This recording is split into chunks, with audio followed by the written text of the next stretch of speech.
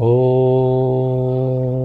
अज्ञानतिमिरान्धस्य ज्ञानाञ्जनशलाकया चक्षुरुन्मीलितं येन तस्मै श्रीगुरवे नमः। श्रीचैतन्यमनोभीष्टं स्थापितं येन भूतले स्वयं रूपकदा मह्यं ददाति स्वपदान्तिकं। वन्देऽहं श्रीगुरुं श्रीयुतपदकमलं श्रीगुरून् वैष्णवांश्च श्रीरूपं साग्रजातं सहगण रघुनाथान्वितं तं सजीवं साद्वैतं सावधूतं परिजनसहितं कृष्णचैतन्यदेवं श्रीराधाकृष्णपादान् सहगण ललिता श्रीविशाखान्वितांश्च। हे कृष्ण करुणा सिन्धु दीनबन्धो जगत्पते गोपेश गोपिकाकान्त राधाकान्त नमोस्तुते। तप्त कांचन गौरांगी राधे वृंदावनेश्वरी वृषभानुसुते देवी प्रणमामि हरिप्रिये। वाञ्छाकल्पतरुभ्यश्च कृपा सिन्धुभ्य एव च पतितानां पावनेभ्यो वैष्णवेभ्यो नमो नमः। अनंतकोटि वैष्णववृंद की जय। नमः ओं विष्णुपादाय कृष्णप्रेष्ठाय भूतले श्रीमते जयपताका स्वामिन् इति नामिने। नमो आचार्यपादाय निताय कृपाप्रदायने गौरकथाधामदाय नगरग्रामतारिणे। नमः ओं विष्णुपादाय कृष्णप्रेष्ठाय भूतले श्रीमते भक्तिवेदान्त स्वामिन् इति नामिने। नमस्ते सारस्वते देवे गौरवाणी प्रचारिणे निर्विशेषशून्यवादी पाश्चात्यदेशतारिणे।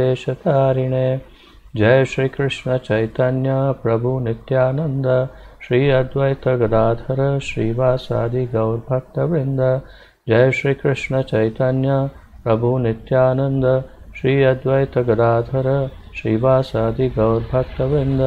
जय श्री कृष्ण चैतन्य प्रभु नित्यानंद श्री अद्वैत गदाधर श्रीवासादि गौर भक्तवृंद।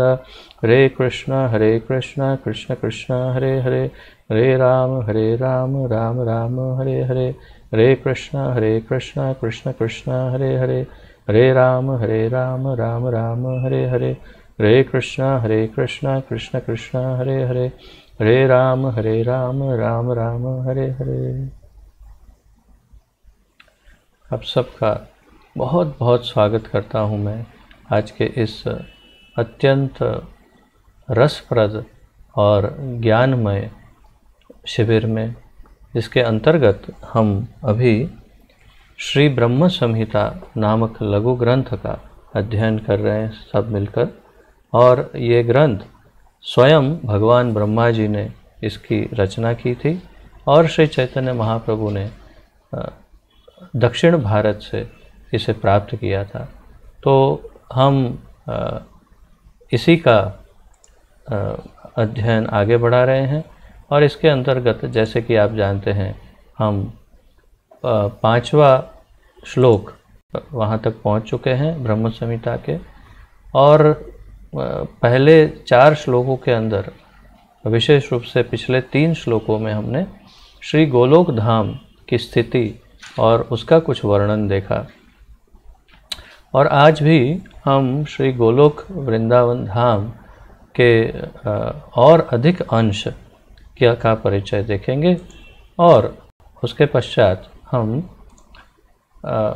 आज एक विशेषता है कि आज हम नवद्वीप का रहस्य आज हम जानेंगे कि नवद्वीप धाम का रहस्य क्या है। तो आइए सब मिल कर के हमेशा की तरह इसी का अध्ययन करते हैं। और मैं पढ़ता हूँ और आप सब ध्यान दीजिएगा। जहाँ ज़रूरत पड़ेगी मैं चार्ट शेयर करूँगा आपके स्क्रीन पर। 1-2 क्षण और फिर शुरू करते हैं।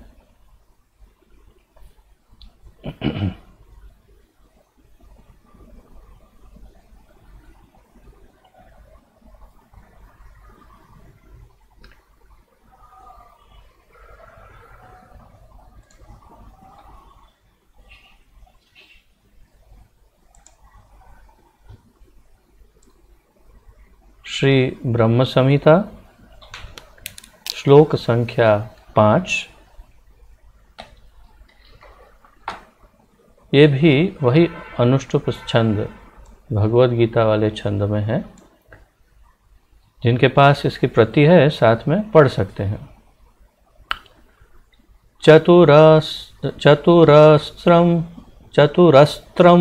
तत्परितः श्वेतद्वीपाख्यमद्भुतं चतुरस्त्रं चतुर्मूर्तेश्चतुर्धाम चतुष्कृतं चतुर्भिः पुरुषार्थैश्च चतुर्भिर्हेतुभिर्वृतं शूल्यैर्दर्शभिरानद्धम् ऊर्ध्वार्धो दिग्विदिक्ष्वपि अष्टभिर्निधिभिर्जुष्टम् अष्टभिः सिद्धिभिस्तथा मनुरूपैश्च दशभिर्दिक्पालैः परितोवृतं श्यामैर्गौरैश्च रक्तैश्च शुक्लैश्च पार्षदर्शभैः शोभितं शक्तिभिस्ताभिरद्भुताभिः समन्ततः।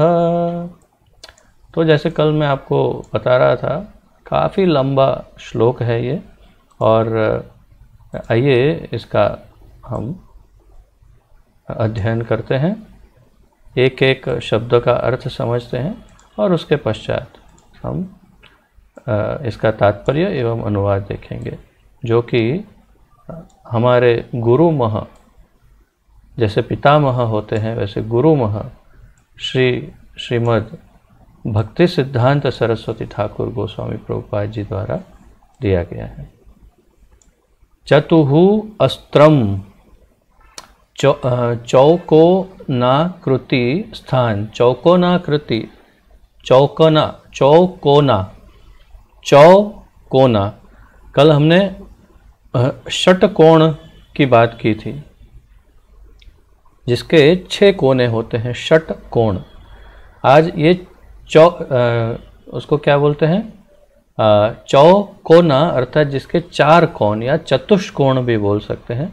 तो 4 कोण जिसके 4 कोने होते हैं, मतलब रेक्टेंगल या स्क्वायर, उसकी बात हो रही है। तो ये चौकोना कृति, चौकना आकृति, स्थान, तत् वह अर्थात गोकुल, यहाँ गोकुल की बात है, गोकुल गोलोक, परितः धीरा हुआ, क्षमा कीजिए घिरा हुआ, श्वेत द्वीप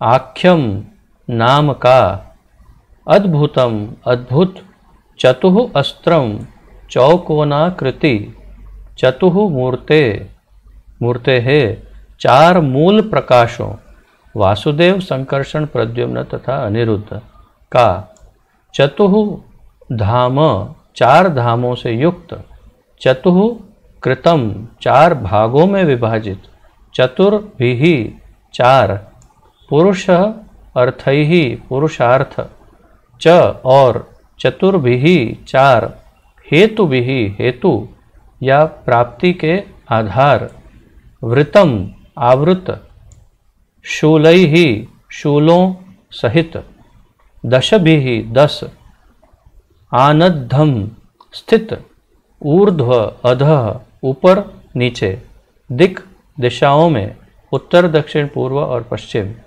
विदिक्षु एवं मध्य दिशाओं में, उत्तर पूर्व, दक्षिण पश्चिम और उत्तर पश्चिम, अपि भी अष्टभिः 8, निधिभिः रत्नों सहित, जुष्टम युक्त, अष्टभिः 8, सिद्धिभिः सिद्धियाँ, अणिमा लघिमा प्राप्ति, प्राकाम्य, महिमा, ईशित्व, वशित्व और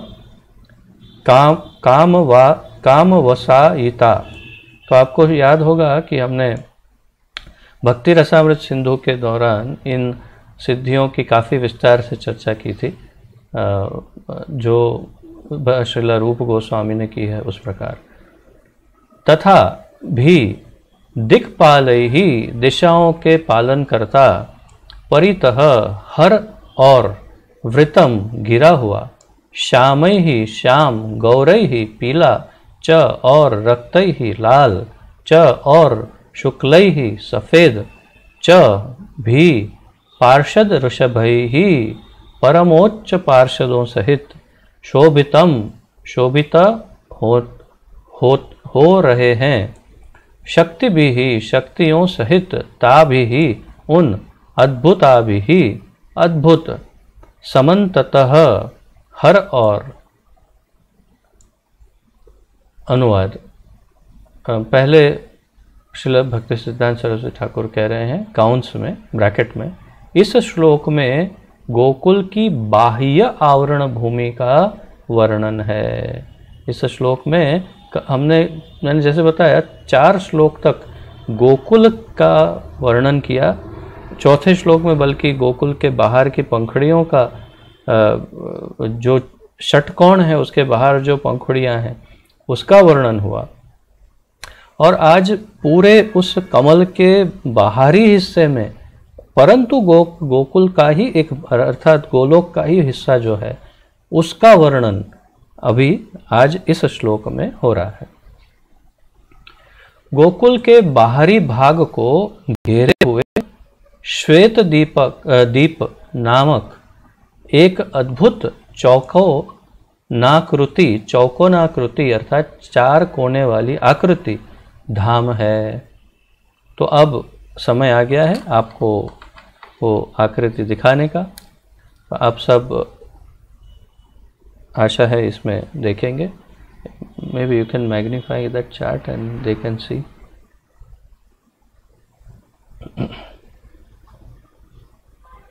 तो मैं शेयर करता हूँ स्क्रीन आपके साथ।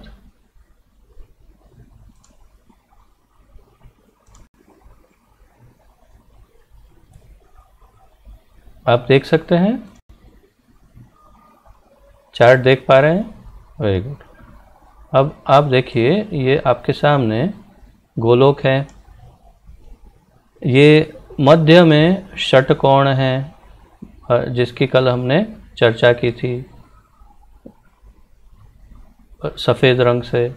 अब हम बाहर जा रहे हैं, इसके बाहर पंखुड़ियों के बाहर सफ़ेद रंग का चौरस बना हुआ है, स्क्वायर, ये सफ़ेद है। और आप यहाँ देखिए अंग्रेजी में लिखा है श्वेत द्वीप। तो ये है श्वेत द्वीप जिसकी आज हम यहाँ पर चर्चा करने वाले हैं। So you are showing that एमा जो ત્યાં તમને દેખાશે બે જણા। सो अब पढ़ते हैं वर्णन और इसमें देखते रहते हैं साथ में। गोकुल के बाहरी भाग को घेरे हुए श्वेत द्वीप नामक एक अद्भुत चौकोनाकृति धाम है। श्वेत द्वीप चारों दिशाओं में 4 खंडों में विभक्त है। तो आप देखिए, यहाँ पर आप देख सकते हैं कि यहाँ मध्य में मेरा जहाँ कर्सर घूम रहा है माउस, वहाँ पर लाइन्स है।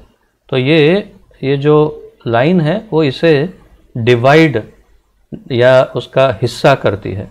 तो आप देखिए कि इसको 1 2 3 4 ये 4 हिस्सों में इसको डिवाइड कर लिया है, 1 2 3 और 4, राइट। तो ये है, हाँ, श्वेतद्वीप चारों दिशाओं में 4 खंडों में विभक्त हैं और चारों दिशाओं में एक खंड में क्रमशः वासुदेव, संकर्षण, प्रद्युम्न तथा अनिरुद्ध विराजते हैं।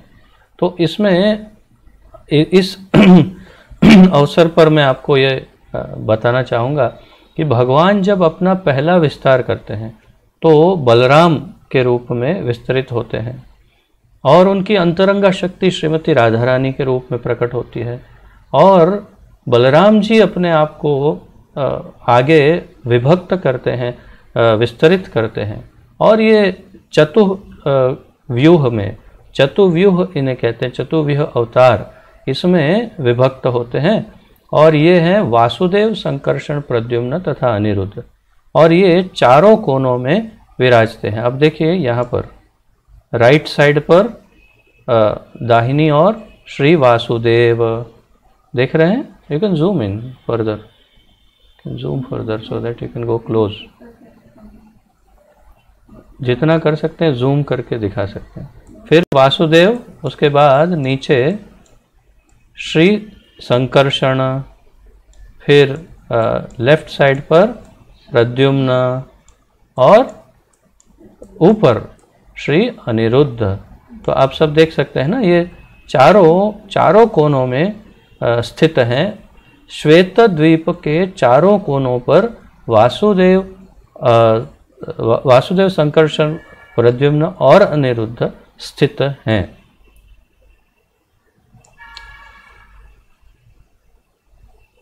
ये चार विभक्त धाम चार पुरुषार्थों धर्म, अर्थ, काम और मोक्ष तथा उन पुरुषार्थों के साधनकारी मंत्रात्मक चार वेदों ऋक्, साम, यजुर और अथर्व से आवृत हैं।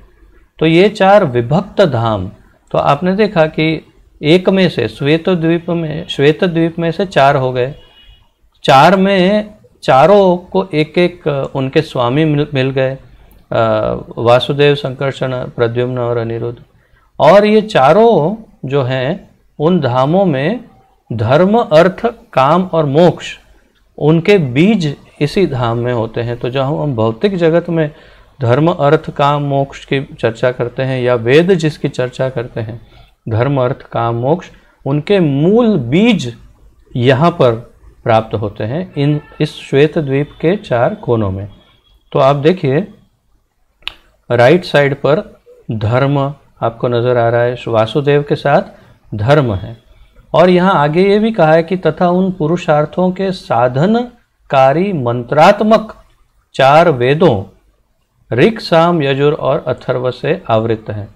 तो साधनकारी अर्थात साधना करके जिन्हें हम जिसका ज्ञान प्राप्त कर सकते हैं, ऐसे तो कैसे साधा जा सकता है उसको, धर्म, अर्थ, काम, मोक्ष को कैसे साधा जा सकता है। तो धर्म, अर्थ, काम, मोक्ष को चार वेदों को स्टडी करके साधा जा सकता है। कौन से चार? ऋक्, साम, यजुर और अथर्व। तो धर्म, अर्थ, काम, मोक्ष को साधने के लिए उनका मंत्रात्मक जो उनका रूप है, मंत्रात्मक रूप अर्थात शब्द या फिर ध्वनि या फिर क्या कहते हैं उसे, शास्त्रात्मक रूप, तो वो है चार वेद। तो ये यहाँ पर दिखाया, आप राइट में देखिए, धर्म के साथ ऋग्वेद। तो धर्म का मंत्रात्मक साधनकारी रूप है ऋग्वेद, और इनके स्वामी यहाँ हैं श्री वासुदेव। ठीक है, इसके बीच में आप एक छोटी आकृति देख पा रहे हैं, जो अभी जूम करने पर थोड़ा और पिक्सेल्स दिखते हैं आपको, परंतु ये इनके बारे में भी आगे बताया जाएगा, इसी चर्चा में आगे हमें पता चलेगा। तो 8 दिशाएं तथा ऊर्ध्व और अधो, इन 10 दिशाओं में 10 त्रिशूल अवस्थित हैं। दिशाएं कितनी बताई हैं? 8। कौन सी 8 दिशाएं बताई? यहाँ पर बताई हमने हमें उसके अनुवाद में, आप अगर शब्द एक एक शब्द का अनुवाद देखें तो इनमें 8 दिशाओं का वर्णन है, उत्तर, दक्षिण, पूर्व, पश्चिम तथा उत्तर पूर्व, दक्षिण पूर्व, दक्षिण पश्चिम और उत्तर पश्चिम। तो ये कैसे हुआ, ये किस प्रकार इसका वर्णन होता है या फिर इसे कैसे निश्चित किया जा सकता है? तो आप देखिए यहाँ पर जैसे ये चार्ट है, तो इस चार्ट के राइट साइड पर मान लो उत्तर है और यहाँ पर मान लीजिए कि पूर्व है। ठीक है, ऊपर की तरफ। तो ये पूर्व और उत्तर के बीच में यहाँ पर पूर्व ये है नहीं, बल्कि लेकिन इन दोनों के बीच में जैसे उत्तर पश्चिम है या पूर्व दक्षिण है, तो ऐसा कुछ जो दोनों को मिला करके होता है उसके मध्य में है। अब यहाँ बताया है कि ये 8 दिशाएं हैं, 4 यहाँ और 4 यहाँ। देखिए मेरा कर्सर देखिए, 1 2 3 और 4, ये 4, और 1 2 3 और 4, ये 8। तो 8 दिशाएं हुई, 1 2 3 4 5 6 7 और 8। आठों दिशाओं और ऊपर और नीचे ये दोनों मिला करके टोटल हुए 10। तो ये 10 दिशाओं में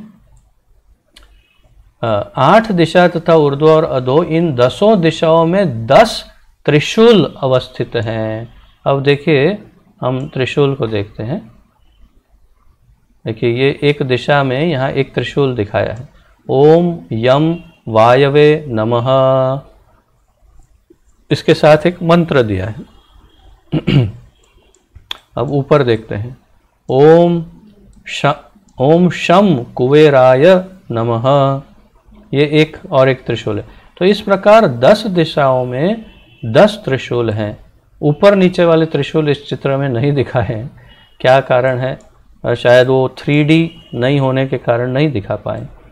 और यहाँ देखेंगे कि एक और है, ये शायद गलती है या इसी प्रकार है, मेरा एक डाउट है, परंतु बाकी के जो त्रिशूल है वो नीचे वैकुंठ के नीचे दिखाए हैं। वास्तव में ये इसके नीचे होने चाहिए, गोलोक के नीचे, परंतु यहाँ वैकुंठ के नीचे दिखाए हैं। तो हो सकता है चित्रकार की कुछ गलती हुई हो या फिर इसी प्रकार हो, जो भी हो, परंतु यहाँ मूल 8 त्रिशूल किसी प्रकार दिखा दिए हैं। तो ये जिसे आप यदि श्लोक पढ़ेंगे तो श्लोक में शूल कहा, परंतु वास्तव में सिद्धांत सरस्वती ठाकुर समझाते हैं कि शूल का अर्थ त्रिशूल है। 8 दिशाएं महापद्म, पद्म, शंख, मकर, कच्छप, मुकुंद, कुंद तथा नील नामक 8 रत्नों से शोभित हैं। अब ये रत्नों की साइज क्या होगी और ये क्या रत्न होंगे, इसका अंदाजा हम कैसे लगा सकते हैं? जैसे ये त्रिशूल कैसे होंगे, क्या होगा, परंतु ये रत्न का चित्र आपके सामने है। ये एक रत्न है। फिर थोड़ा और राइट में जाते हैं तो ये दूसरा रत्न है। आप देख पा रहे हैं ना सब रत्नों को? ये तीसरा है रत्न। तो ये सारे रत्न हैं। इसी प्रकार आप देखें 8 रत्न हैं, सभी पूरे गोलोक को घिरे हुए, सब 8 दिशाओं में एक एक रत्न दिखाए हैं। तो ये इनके नाम भी दिए हैं, महापद्म, पद्म, शंख, मकर, कच्छप, मुकुंद, कुंद तथा नील नामक 8 रत्नों से शोभित हैं। 10 दिशाओं के मंत्र रूपी 10 दिग्पाल हैं। 10 दिशाओं के मंत्र रूपी 10 दिग्पाल हैं। तो अगर आप देखेंगे तो जहाँ तक मैं समझ रहा हूँ, ये ओम यम वायवे नमः जो है ये मंत्र रूपी दिग्पाल होने चाहिए, जैसे कि मैं समझ रहा हूँ इस चित्र से। और या फिर यहाँ पर जैसे कि ये एक मध्य में चित्र दिखाया हुआ है, श्री प्रद्युम्न और सामवेद के बीच में जैसे दिख रहा है एक छोटा सा चित्र, तो वो भी शायद दिग्पाल का चित्र हो सकता है। लेकिन मेरा कन्फ्यूजन है, स्पष्टता नहीं है। परंतु मंत्र रूपी कहा है तो ये बहुत स्पष्ट है कि मंत्र रूपी 10 दिग्पाल तो यही है जो त्रिशूल के नीचे है, जैसा मुझे समझ आ रहा है। शुक्ल, रक्त, श्याम एवं गौर वर्णों के पार्षद विमला आदि नामक असामान्य शक्तियों सहित सभी और देदीप्यमान हैं। तो शुक्ल सफ़ेद, रक्त लाल, श्याम काला और गौर अर्थात पीला वर्ण के पार्षद, विमला आदि उनके नाम है, सारे नाम नहीं बताए, नामक असामान्य शक्तियों सहित सभी और देदीप्यमान है। तो हो सकता है शायद यही 4 हो जिसको मैं दिखा रहा था आपको। तो यही 4 क्या कहते हैं इसके, दिग्पाल हों।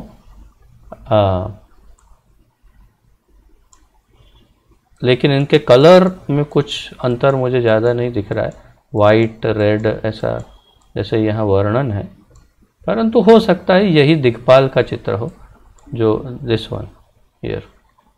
सो ये हो सकता है, स्पष्ट नहीं है, परंतु मेरे अंदाजे से यही दिक्पाल होने चाहिए, क्योंकि 4 दिक्पाल है, चारों के नाम बताए हैं।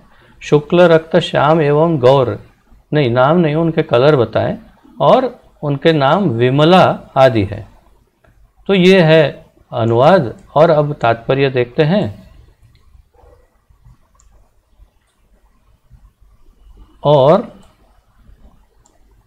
एक और वस्तु आप नोट कीजिए, इसकी जो बाहरी पंखुड़ियां हैं, जितनी जो श्वेत द्वीप के अंदर जितनी भी पंखुड़ियां खुल रही है, उनको जूम करके देखिए, तो इसमें आपको सिर्फ और सिर्फ चैतन्य महाप्रभु की लीलाएं ही अंकित दिखेगी।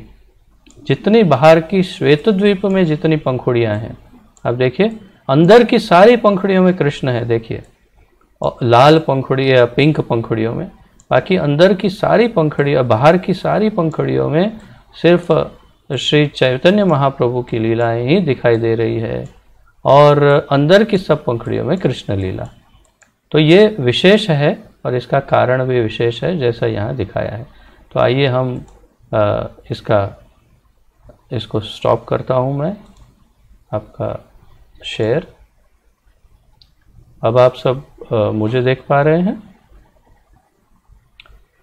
ठीक है। तो इसका तात्पर्य देखते हैं। गोकुल मूलतः चिन्मय प्रेमा भक्ति का पीठ है। पहली लाइन, गोकुल अर्थात गोलोक, या गोकुल वृंदावन भी कह सकते हैं, ये भूलोक या गोलोक। तो गोकुल मूलतः चिन्मय प्रेमा भक्ति का पीठ है, योग पीठ।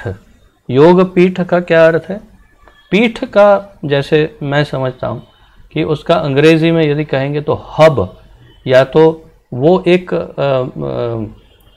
स्थान जहाँ पर उसको प्राप्त कर सकते हैं, उस वस्तु को जहाँ प्राप्त कर सकते हैं, उस स्थान को पीठ कहते हैं, या स्रोत जहाँ से वो उद्भव होता है और उत्पन्न होता है, या जहाँ पर उसको स्टोर किया गया है, जहाँ पर उसका संचय है, या जो सब जगह पर वहीं से फैला रहा है, उसे पीठ कहते हैं।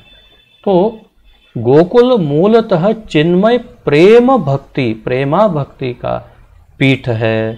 तो यहाँ का मूल भाव जो है गोकुल या गोलोक या वृंदावन का, वो है प्रेमा भक्ति या माधुर्य रस।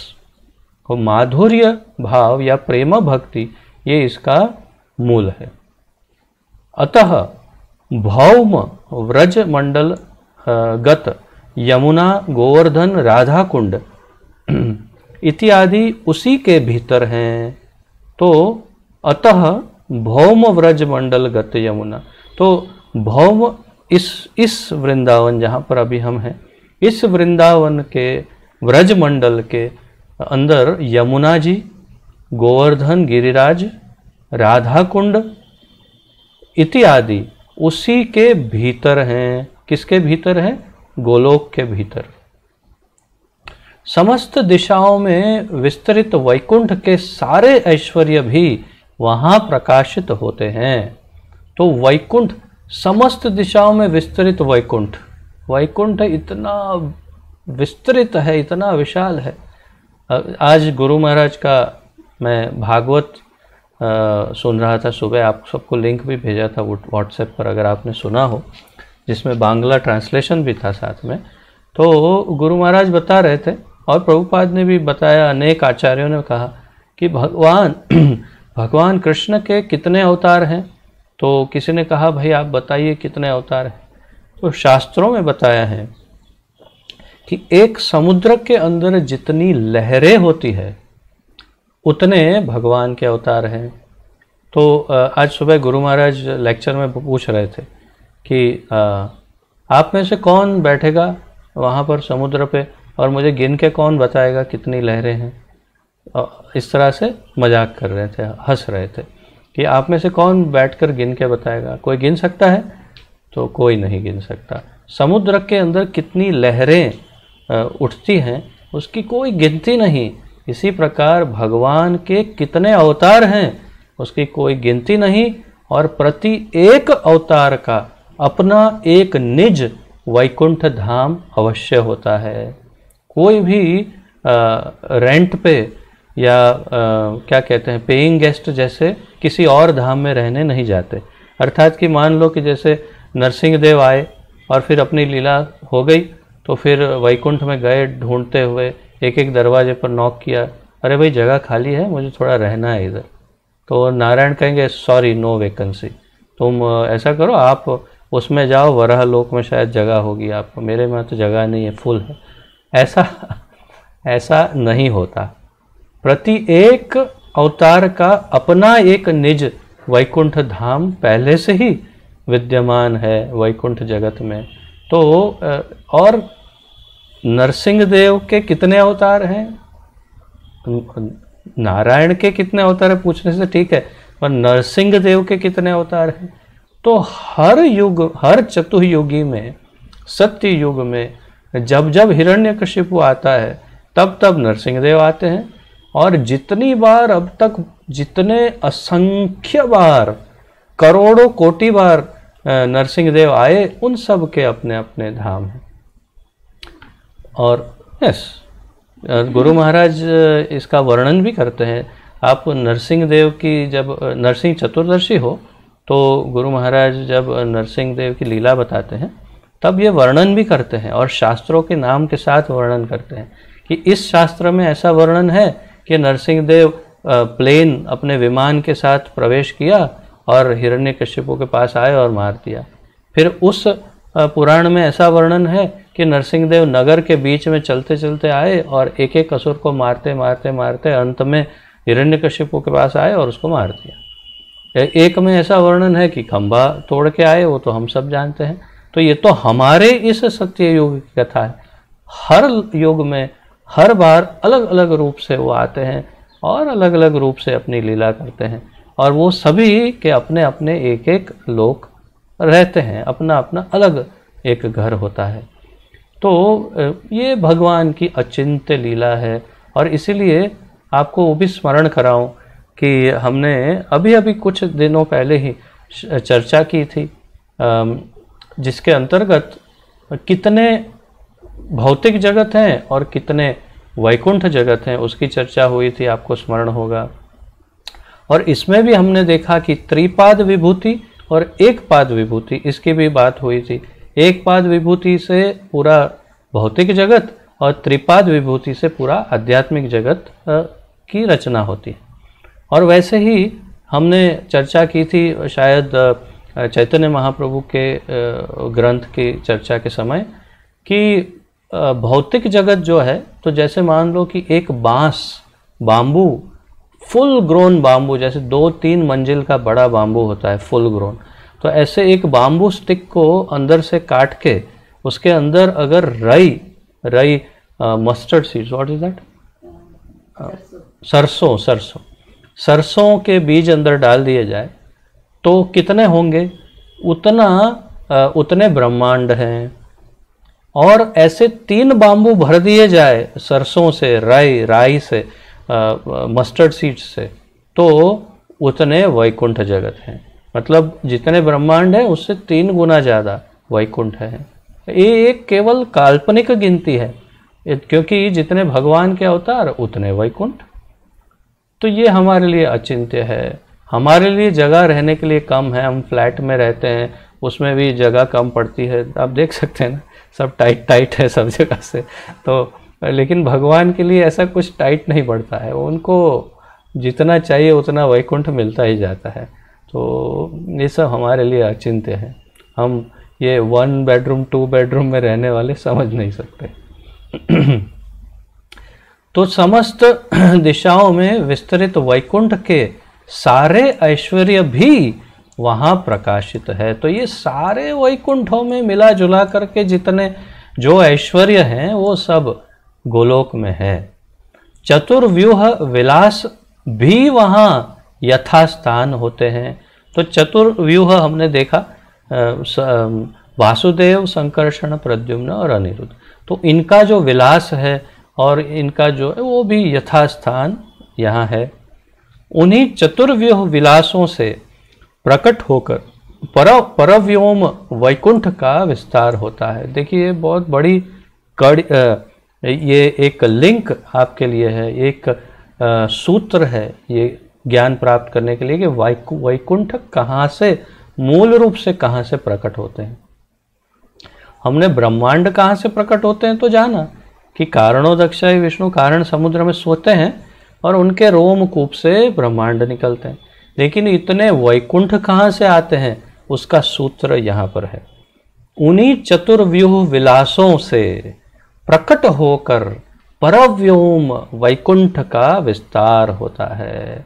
अर्थात वही वासुदेव, संकर्षण, प्रद्युम्न, अनिरुद्ध, इन चारों में से प्रकट होकर के ये चार परव्योम में विस्तरित होते हैं वैकुंठ के रूप में। वैकुंठवर्ती मोक्ष तथा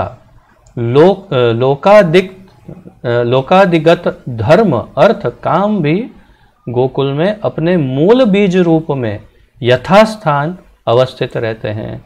तो वैकुंठवर्ती मोक्ष अर्थात जो वैकुंठ जगत के तक पहुंचाने वाला मोक्ष जो है, वो मोक्ष तथा धर्म, अर्थ, काम जो है, ये सब गोकुल में अपने मूल बीज स्वरूप में यथास्थान अवस्थित हैं। सब वेद भी वहाँ गोकुलनाथ के गुणगान में तत्पर रहते हैं। तो चारों वेद क्या कहते हैं उसे, पर्सनालिटी है, अर्थात व्यक्तित्व के रूप में है, व्यक्ति है। क्योंकि चिन्मय जगत में, दिव्य जगत में सब कुछ व्यक्तित्व के साथ होता है और जागृत होता है, चेतन होता है। तो ये वेद भी, चारों वेद भी दिव्य वैकुंठ में या गोलोक धाम में प्रकट हैं, चेतन है, व्यक्तित्व व्यक्त है। तो ये चेतन स्वरूप वेद जो हैं वो चारों वेद मिलकर के गोकुलनाथ के गुणगान में तत्पर रहते हैं। जैसे कहते हैं ना कि गरुड़ देव जब, गरुड़ जी जब उड़ते हैं ना, तो उनकी जो उनके पंख हैं, उनकी विंग्स, वे जब ऐसे लहराते हैं तो उससे ऋग्वेद की सामवेद, अथर्व, यजुर, कोई अब कन्फ्यूजन, स्मरण चला गया। तो चारों में से कोई एक वेद, मेरे ख्याल से साम ही होगा, जो भी हो। लेकिन वे जब उड़ते हैं तो उनके पंखों से वो एक वेद की ऋचाएँ प्रकट होती हैं। अर्थात कि वो जब उड़ते हैं तो हम क्लियरली उस वेद को सुन सकते हैं। मतलब वो भी सामान्य उड़ना नहीं, उनके उड़ने पर भी वेद प्रकट होता है। क्योंकि ये सामान्य पक्षी थोड़ी है, ये गरुड़ जी भगवान के वाहन है। और इसी से और एक बात मुझे स्मरण हुई कि जो अमृत मंथन की घटना 8वें स्कंद में, श्रीमद् भागवत में 8वें स्कंद में जो 5वें अध्याय के पश्चात सब अमृत मंथन की घटना का वर्णन है। 6ठे अध्याय में ये वर्णन है कि जब ये अमृत मंथन के लिए मंदराचल पर्वत देवता और असुर सब लेके जा रहे थे, तो मंदराचल पर्वत का इतना वजन था कि इंद्र आदि सारे देवता और बलि आदि सारे असुर मिल करके उसको उठा नहीं पा रहे थे और उनके पर गिर पड़ा। ये मंदराचल उन पर गिर गया और कई देवता और असुर कुचल कर मर गए।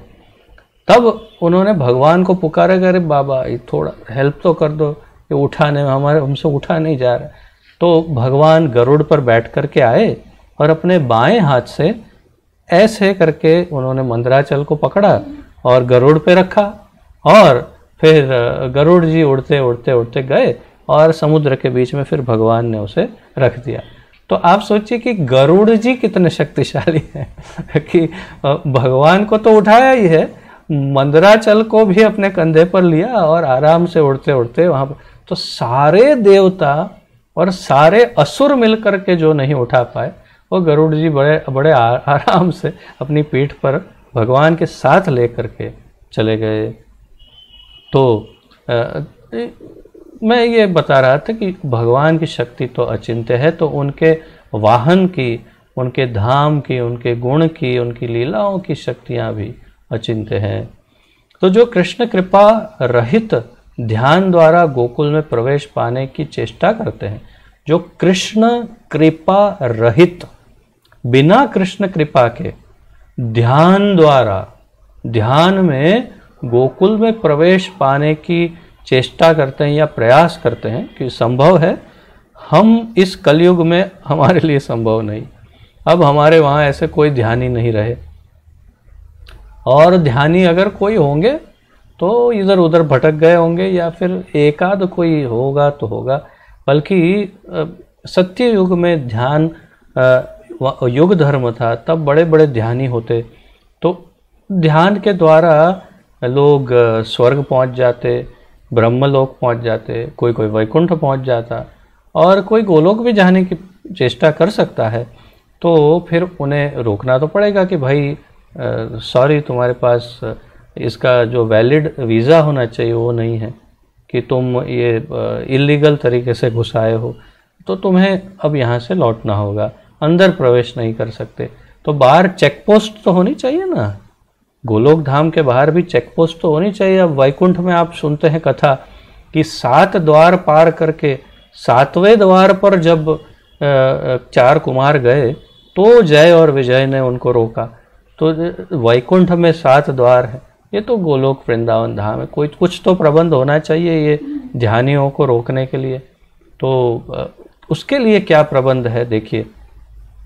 जो कृष्ण कृपा रहित ध्यान द्वारा गोकुल में प्रवेश पाने की चेष्टा करते हैं, उनको रोकने एवं निराश करने हेतु, उनको निराश करने हेतु, निराश उनको डिप्रेस करके वापस भेजने, तो यहाँ आना है तो इसकी एक ही विधि है, वृंदावन में जाओ और हरे कृष्ण कीर्तन करो, इसके अलावा और कोई रास्ता नहीं है। और ये मैं ऐसे ही कहने के लिए नहीं कह रहा हूँ, बृहद भागवतामृत में सनातन गोस्वामी ने इस बात को स्थापित किया है कि गोलोक धाम जाना हो तो केवल हरिनाम संकीर्तन इस वृंदावन धाम में करना पड़ेगा। वैकुंठ तक कोई भी जा सकता है, लेकिन यहाँ द्वारका धाम तक जा सकता है। जो आपने चित्र में देखा होगा, श्वेत द्वीप के बाहर द्वारका धाम है, द्वारिका धाम तक जा सकते हैं, लेकिन गोलोक में प्रवेश पाने के लिए एक ही रास्ता है, जो सनातन गोस्वामी ने बृहद भागवतामृत में लिखा है कि इस भूलोक वृंदावन में आके हरिनाम संकीर्तन करना पड़ेगा, तभी संभव है कि गोलोक धाम में प्रवेश मिलेगा, ऐसा वो कहते हैं। तो मैं भी वही कह रहा हूँ। तो उनको निराश करने हेतु भी, उनको रोकने एवं निराश करने हेतु 10 दिशाओं में 10 त्रिशूल लगे रहते हैं। तो ये त्रिशूल भी स्वयं व्यक्ति स्वरूप होंगे, और उन्हें बोलते भी होंगे कि रुको नहीं तो हम सीधे आपके पेट के अंदर त्रिशूल, तो इसलिए आप यहाँ से जाओ, वापस आप यहाँ घुस नहीं सकते। सो नो एंट्री के लिए सब जगह पे त्रिशूल रक्षा करते हैं। वे दंभी मनुष्य जो योग मार्ग अथवा ज्ञान मार्ग से इस क्षेत्र में पहुंचने का प्रयत्न करते हैं, इन 10 त्रिशूलों से विद्ध होकर अपने प्रयासों में विफल हो जाते हैं। जो दंभी मनुष्य योग या ज्ञान मार्ग से इस क्षेत्र में पहुंचने का प्रयत्न करते हैं, इन 10 त्रिशूलों से विद्ध होकर अपने प्रयासों में विफल हो जाते। जो आत्महनन, निर्वाण, ब्रह्मधाम में उपादेय हैं, वही त्रिशूल रूप में गोलोक का बाहरी आवरण है। जो आत्महनन अर्थात निर्वाण, ब्रह्मधाम में उपादेय है, वही त्रिशूल रूप में गोलोक का बाहरी आवरण है। तो ये त्रिशूल का बाहरी आवरण क्या है उसका वर्णन कर रहे हैं श्रील भक्ति सिद्धांत सरस्वती ठाकुर। और अब बता रहे हैं शूल का अर्थ त्रिशूल है, क्योंकि हम पढ़ते हैं श्लोक में शूल और यहाँ सब जगह त्रिशूल त्रिशूल लिखा है, क्षमा कीजिए। तो इसीलिए कह रहे हैं, स्पष्टता कर रहे हैं कि वास्तव में ये शूल त्रिशूल है, इसे हमें त्रिशूल समझना चाहिए जब हम श्लोक पढ़ते हैं। शूल अष्टांग योगियों तथा निर्विशेष ब्रह्मज्ञानियों को गोलोकाभिमुख होने में ये त्रिशूल पीछे ढकेल देते हैं एवं उन्हें छिन्न करके निराशा के गर्त में फेंक देते हैं।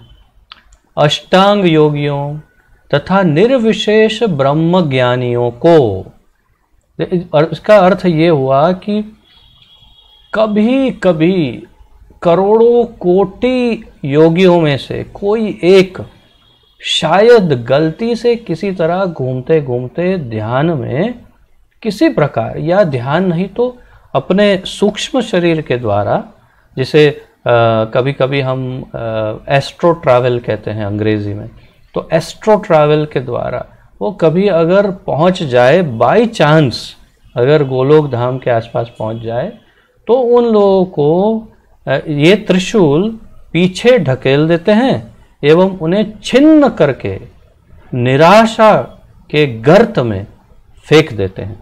अर्थात उन्हें घायल करते हैं और घायल करके उन्हें डिप्रेशन में डाल देते हैं। अर्थात ये सारे जो योगी और ज्ञान योगी, ये ध्यान योगी जो हैं, अगर बाय चांस पहुंच गए तो ये लोग बहुत गहरे डिप्रेशन में चले जाते हैं, क्योंकि उन लोगों को सफलता वहाँ प्राप्त हुई नहीं और फिर उनकी मनोदशा को पूरा छिन्न कर देते हैं, भंग कर देते हैं। क्यों? बहुत सरल है उत्तर, सामान्य बुद्धि का उत्तर है। गोलोक धाम में बिना भक्ति और प्रेम के कोई प्रवेश नहीं कर सकता। ये परब्रह्म परमेश्वर का धाम है, वहाँ केवल समर्पण, प्रेम और भक्ति से ही जाया जा सकता है। तो जो ऐश्वर्यमय भक्ति द्वारा गोलोक की दिशा में अग्रसर होते हैं, वे अणिमा आदि अष्ट सिद्धियों तथा पद्मादि अष्ट निधियों को देखकर श्री गोलोक के बाहरी आवरण वैकुंठ द्वारा मोहित कर लिए जाते हैं। क्या बात है, कैसे कैसे सबको आउट कर देते हैं, उसका बहुत सुंदर वर्णन है।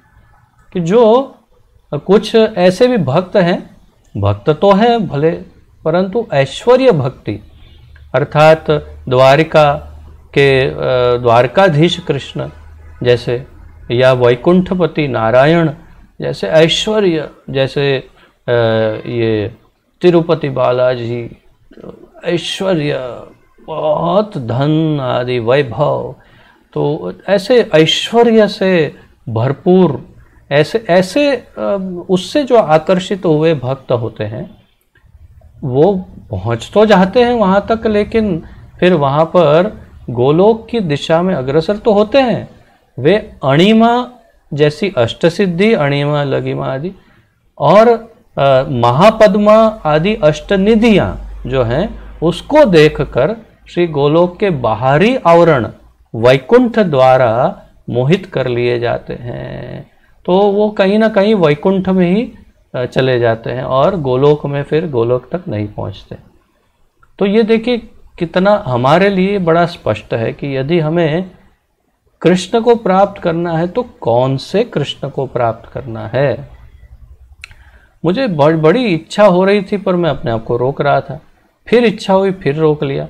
परंतु अब मुझे लगता है शॉर्टकट में बृहद भागवतामृत की कथा एकदम संक्षिप्त में बता देता हूँ। जो सनातन गोस्वामी बताते हैं कि यहाँ पर एक गोप कुमार नाम का एक ग्वाला था ब्रज में, और एक गुरु ने आके उसे काम गायत्री या कृष्ण गायत्री जिसे कहते हैं, या ऐसे कोई एक उनको मंत्र, दीक्षा मंत्र दिया, और अचानक गुरु गायब हो गए। अब ये ग्वाला था, उसे कुछ समझ में नहीं आया, ब्राह्मण भी नहीं था, और उसने देखा कि कोई ब्राह्मण गुरु आकर के मुझे ये मंत्र दे गए, क्या करूं? तो जपने लग गए। अब जप करते करते करते अचानक वहाँ पर कुछ ऊपरी लोक के लोग आए और उन्हें ले गए। तो उसी शरीर के साथ वो ऊपर के गंधर्व लोक में या कहीं ऐसे कुछ चले गए, और उन्होंने वो गायत्री या काम गायत्री, जो कृष्ण गायत्री जो भी है, उसे जप करना चालू रखा था। वो जप कर रहे थे और शरीर के साथ ऊपरी लोकों में पहुंच गए। उन्हें वहाँ पर अच्छा लगा, लेकिन ज़्यादा मज़ा नहीं आया। तो वो जपते रहे और अपने आप ही फिर वो नेक्स्ट ऊपर के लोक में चले गए। तो वहाँ पर ऋषि मुनि थे, सब उनके साथ रहे। वहाँ पर उनको अपने उस गुरुदेव को भी उन्होंने दूर से देखा, और फिर वो उनसे मिल नहीं पाए, वो कहीं पे और गायब हो गए वो गुरु। जो भी हो, फिर वो जपते रहे इस गायत्री को, और फिर और ऊपर के लोक में, स्वर्गलोक में चले गए, इंद्र को मिले, वहाँ भी थोड़ा समय रहे, फिर जप करते रहे, तो वहाँ से ब्रह्मलोक चले गए। ब्रह्मलोक में थोड़ी देर रहे, ब्रह्मा जी ने पूछा सब ठीक है, मज़ा आ रहा है? तो नहीं, ज़्यादा मज़ा नहीं आ रहा है। तो ब्रह्मलोक में ये मंत्र जपते जपते अचानक वे वैकुंठ लोक में चले गए। नहीं, पहले शिव लोक में गए, शिव जी के लोक से फिर वैकुंठ लोक में गए, नारायण के साथ रहने लगे। और वैसे तो सब बहुत बढ़िया था, लेकिन उनको पूर्ण संतोष नहीं था। ये देखकर नारायण समझ रहे थे, नारायण देख रहे थे कि ये संतुष्ट नहीं, और ये जपते रहे। उसमें से भी और ऊपर चले गए, और फिर जगन्नाथपुरी धाम, और इसे ऐसे करते करते अंत में द्वारिका धाम में पहुंच गए और द्वारकाधीश को देखा। जब द्वारकाधीश को देखा तो बहुत आनंद आया, बहुत ही उन्होंने प्रेम से आलिंगन किया या जो भी है, और फिर वहाँ रहने लगे। परंतु कारण समझ में नहीं आया, उनको अभी भी पूर्ण संतोष नहीं हो रहा था। तो उन्होंने द्वारकाधीश कृष्ण को पूछा कि मुझे यहाँ पर 100% सेटिस्फैक्शन नहीं है, 98% या 95% है, लेकिन पूर्ण क्यों नहीं हो रहा? तो उन्होंने पूछा कि तुम्हारी क्या इच्छा है? द्वारकाधीश ने पूछा। तो उन्होंने कहा कि मुझे तो वो मैं जो गोकुल में था, मैं जो ब्रज में था, वहाँ पर जो कृष्ण है, वो मेरे गोपाल कृष्ण के साथ रहने में आनंद आता। आपका वो रूप कहाँ है? तो द्वारकाधीश कृष्ण कहते हैं कि वो तो तुम्हें गोलोक वृंदावन धाम में, गोलोक में मिलेगा। तो कहा कि देखिए, ये मंत्र जपते जपते मैं भूमि से या भूलोक से द्वारिका तक पहुंच गया हूं, अब आप मुझे वहां जाने का प्रबंध कर दीजिए। तो द्वारिकाधीश कृष्ण उन्हें कहते हैं, उस गोप कुमार को, sorry I can't help you, क्षमा कीजिए, मैं आपकी कोई मदद नहीं कर सकता। तो अरे क्यों, आप तो कृष्ण ही हो। तो कहा कि देखो ऐसा है कि नियम है इसमें, और नियम ये है कि अगर गोलोक वृंदावन धाम में प्रवेश चाहिए तो भूलोक वृंदावन ब्रज में रहकर हरिनाम संकीर्तन करना होगा। गोलोकेर प्रेम धन हरिनाम संकीर्तन। तो गोलोक का प्रेम धन है हरिनाम संकीर्तन, और वही रास्ता है जिसके द्वारा तुम वहाँ पहुँच सकते हो। तो कहा कि अब क्या करना होगा? तो मैं तुम्हें वापस ब्रज में उसी गिरिराज में जहाँ थे वहाँ अब तुम्हें भेज देता हूँ, परंतु अब समय बहुत बदल गया है। पर जो भी हो, जिस भी शरीर में रहो, हरिनाम संकीर्तन करो और फिर गोलोक में पहुँच जाना। फिर वो गोप कुमार द्वारिका से सीधे वापस यहाँ आते हैं, यहाँ पर आके हरिनाम संकीर्तन करते हैं और फिर सीधे गोलोक वृंदावन धाम पहुँचते हैं। और वहाँ पर जब कृष्ण उन्हें देखते हैं, यही हमारे द्विभुज मुरलीधर कृष्ण, तो उन्हें देख करके कृष्ण मूर्छित होकर नीचे गिर जाते हैं, बेहोश होकर नीचे गिर जाते हैं। और उनके साथ वाले जो गोप हैं सब इसको डांटते, अरे कौन हो तुम, कैसे आ गए, हमारे कृष्ण को बेहोश कर दिया। और ये उनको डांट रहे हैं और ये भी कृष्ण को देखकर बेहोश होकर मूर्छित होकर नीचे गिर जाता है। तो ये गोप कुमार भी मूर्छित, कृष्ण भी मूर्छित, दोनों जागते हैं, दोनों बहुत रोते हैं, दोनों बहुत आलिंगन करते हैं। और ये मुरलीधर कृष्ण कहते हैं, अरे गोप कुमार, कितने वर्षों से मैं तुम्हारा इंतजार कर रहा हूँ, कहाँ थे इतने युगों युगों से, कहाँ कहाँ भटक रहे थे, मैं कितने समय से तेरा इंतजार कर रहा हूँ। तो जो भी हो, मैंने आपको इसका सार बता दिया इस कथा का। और कथा का मूल सार ये है, गोलोकेर प्रेम धन हरिनाम संकीर्तन। यदि हम हरे कृष्ण कीर्तन या हरिनाम संकीर्तन जो है यहाँ वृंदावन में नहीं करते, तो गोलोक जाने का कोई रास्ता नहीं है। द्वारिका तक पहुँच सकते हैं लेकिन गोलोक नहीं जा सकते। तो इसीलिए यहाँ पर बताया कि जो ऐश्वर्य से बहुत चकाचौंध से जो प्रभावित हैं भगवान के ऐश्वर्य से, वो इसी प्रकार द्वारिका धाम या बाहर के किसी धाम में जा सकते हैं वैकुंठ में, परंतु गोलोक में उन्हें प्रवेश नहीं होने देती ये अष्ट सिद्धियाँ निधियाँ आदि। कम बुद्धि वाले जीव 7 भुवनों के जगत में जाकर 10 मंत्र रूपी दिग्पालों के नियंत्रण में पड़ जाते हैं। तो कम बुद्धि वाले जीव जो हैं वो इन हमारे, अब फिर से मैं आपसे शेयर करता हूँ वो स्क्रीन, जिसमें आप देखिए कि ब्रह्मांड में जो बाकी के भुवन हैं उसका चित्र भी दिखाया है, वो भी हम आज देखते हैं।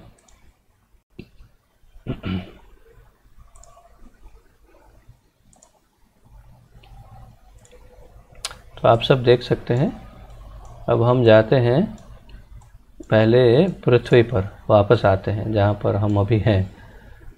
अब देखिए, ये है गर्भोदक समुद्र, जिसमें नारायण सोए हैं। उनके नाभि कमल से ब्रह्मा जी उत्पन्न होकर ये 14 भुवन की रचना की है, जिसमें हम भू 7वां भूर अर्थ जहाँ लिखा है वहाँ पर हम हैं, और उसके ऊपर भूवर, स्वर, महर, जन, तप और सत्यलोक है। और इसके नीचे अतल, वितल, सुतल, तलातल, महातल, रसातल और पाताल है। और एक वस्तु जिसकी अभी अभी चर्चा हमने की, आप देखिए, ये भूर के बाद में लिखा है the abode of human beings and other mortals. उसके बाद अब देखिए क्या शुरू हो रहा है, हरे कृष्ण महामंत्र। हरे कृष्ण महामंत्र कहाँ जा रहा है उसको फॉलो करते हैं, उसके पीछे पीछे जाते हैं। कहाँ जा रहा है ये हरे कृष्ण मंत्र? अरे विरजा नदी को पार कर गया, अरे देखो देखो हरिधाम में पहुँच गया, हरिधाम में चला गया, ओ वैकुंठ में अटक गया, अरे नहीं रुका नहीं, अरे इससे पार हो गया, ओ कहाँ जा रहे, अरे वैकुंठ को भी पार कर गया, अरे अयोध्या को पार कर गया, और कहाँ जा रहा है, अरे ये तो कहाँ जा रहा है, अरे ये तो देखो द्वारिका भी पार कर गया, और ये तो पंखड़ियों के बीच श्वेत द्वीप से भी पार करके ये जा रहा है सीधा कृष्ण के हृदय में। अब देखिए, ये हरे कृष्ण महामंत्र सीधा कृष्ण के हृदय में जा रहा है। तो ये हरे कृष्ण महामंत्र जप और कीर्तन जो इस भूलोक पर विशेष रूप से इस भूलोक वृंदावन में करते हैं, उनके लिए ये रास्ता सीधा कृष्ण तक जाता है। तो अब इसकी चर्चा यहाँ पर है, तो ये चित्र को देखते रहिए। कम बुद्धि वाले जीव 7 भुवनों के जगत में जाकर 10 मंत्र रूपी दिक्पालों के नियंत्रण में पड़ जाते हैं। इस प्रकार गोलोक दुर्ज्ञेय तथा दुर्गम बन गया है। तो गोलोक दुर्गम है, ये सामान्य नहीं, केवल भिन्न युगों के। अब यहाँ पर आगे भी इसका शायद वर्णन है, तब हम वापस आएंगे, परंतु यहाँ पर इसे मैं अभी स्टॉप करता हूँ, फिर जैसे वर्णन शुरू होगा फिर इस पर आ जाएंगे। तो इस केवल भिन्न युगों के भगवत स्वरूप युग धर्म प्रचारक गण ही शुद्ध प्रेमा भक्ति द्वारा गोलोक में प्रवेश के इच्छुक साधकों पर कृपा करने हेतु वहाँ सदैव अग्रसर रहते हैं। तो कौन क्या कर रहा है? केवल भिन्न युगों के भगवत स्वरूप युग धर्म प्रचारक गण, अलग अलग युगों में अलग अलग स्वरूप, भगवत स्वरूप युग धर्म प्रचारक गण, जो युग धर्म का प्रचार करने वाले जो है, अर्थात हमारे जैसे प्रचारक ही शुद्ध प्रेमा भक्ति द्वारा गोलोक में प्रवेश के इच्छुक साधकों पर कृपा करने हेतु वहाँ सदैव अग्रसर रहते हैं। अगर एक शब्द में कहूँ तो इस लाइन का अर्थ है श्रील प्रभुपाद जैसे प्रचारक, श्रील प्रभुपाद जैसे हमारे उद्धारक जो हम पर कृपा करने के लिए आ जाते हैं और हमें गोलोक का रास्ता दिखाते हैं, उनका वर्णन इस लाइन में है। ये भगवद स्वरूप अपने अपने वर्णना स्वरूप पार्षदों से परिवेष्टित रहते हैं। गोलोक में श्वेतद्वीप ही उनका धाम है। अब ये है हमारे श्री चैतन्य महाप्रभु की जो उनका मूल परिचय है, उसकी शुरुआत यहाँ से होती है। और जो प्रचारक है वो कहाँ रहते हैं उसका वर्णन यहाँ है।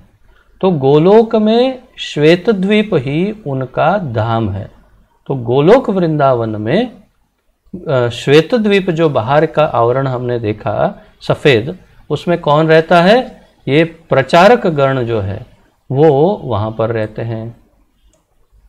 इसीलिए चैतन्य लीला के व्यास अवतार श्रील ठाकुर वृंदावन दास ने नवद्वीप धाम का वर्णन श्वेत द्वीप नाम से किया है।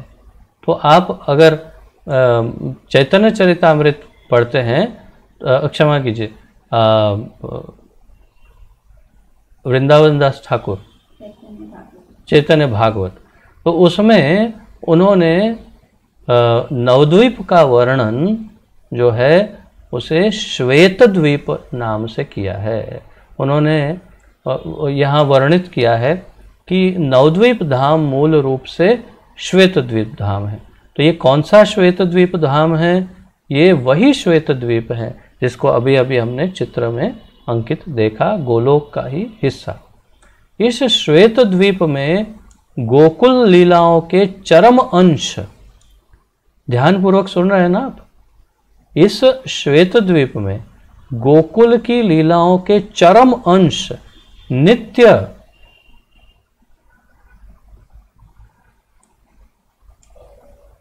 नवद्वीप लीलाओं के रूप में रहते हैं। इस श्वेत द्वीप में गोकुल की लीलाओं के चरम अंश नवद्वीप लीलाओं के रूप में नित्य रहते हैं। नित्य नवद्वीप की लीलाओं के रूप में गोलोक की ही लीलाएं रहती हैं वहाँ पर श्वेत द्वीप में। अतएव नवद्वीप, व्रज तथा गोलोक एक ही अखंड तत्व है। अतएव नवद्वीप, व्रज तथा गोलोक एक ही अखंड तत्व है। इस बात को बहुत स्पष्ट रूप से समझिए, कोई इसमें संशय ना हो। और इसीलिए ठाकुर भक्ति विनोद ने जो धाम अपराध की बात की है, 10 धाम अपराध, उन 10 धाम अपराधों में ठाकुर भक्ति विनोद ने ये अपराध बताया है कि जो भी लोग, जो व्यक्ति गोलोक वृंदावन या भूलोक वृंदावन में और नवद्वीप में जो अंतर करता है वो नाम अपराध, धाम अपराध माना जाता है। तो जो अगर नवद्वीप में और वृंदावन में अंतर देखता है, डिफरेंस, उसे धाम अपराध ही माना जाता है। उनमें विविधता केवल प्रेमा भक्ति की विभिन्नता के अनुसार अंततः भावों के विशेषता प्रकट होने से रहती है। तो उनमें जो विविधता है, डिफरेंस, अंतर है, वही गोलोक में कृष्ण है, द्विभुज कृष्ण, मुरलीधर कृष्ण, और श्वेत द्वीप में, नवद्वीप में श्री चैतन्य महाप्रभु हैं। तो इनकी जो अंतर है वो अंतर क्या है? विविधता केवल प्रेमा भक्ति की विभिन्नता के अनुसार अनंत भावों की विशेषता प्रकट होने से रहती है। अनंत भावों की विशेषता।